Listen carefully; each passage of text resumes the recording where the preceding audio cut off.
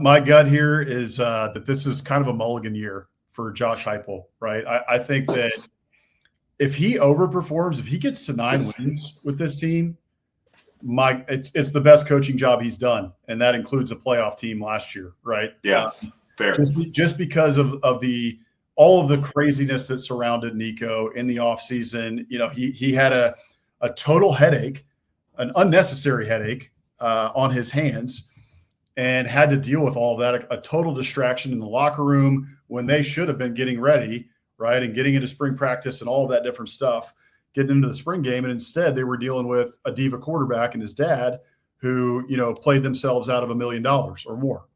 So he had to deal with all that in the offseason. I think Josh Heupel handled that about as well as he could have. Frankly, he was put in an impossible position and did the best he could with what he had. You know, they tried to go get another quarterback in the portal, did the best they could with Joey Aguilar. I know that there's talk that they made overtures to starting SEC quarterbacks through the grapevine to see if they could draw them into the portal, and were unable to do so. So, hey, maybe Joe Aguilar's good. Maybe it's Jake Merklinger, and maybe they're great, right? We have no idea. And we also don't have any idea how they're going to mesh with these new receivers that Tennessee has. I think they lost 3 receivers, 3 of their top receivers from last year. Somebody can double check me on that. But I know they lost Brew McCoy. They lost Squirrel White.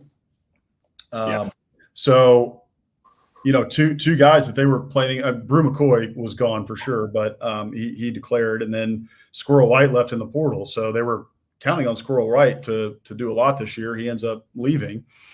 And so I look at this and I just think, with everything that happened with Nico Iamaleava, with looking at the schedule, like you said, pretty difficult. Got to go to Alabama.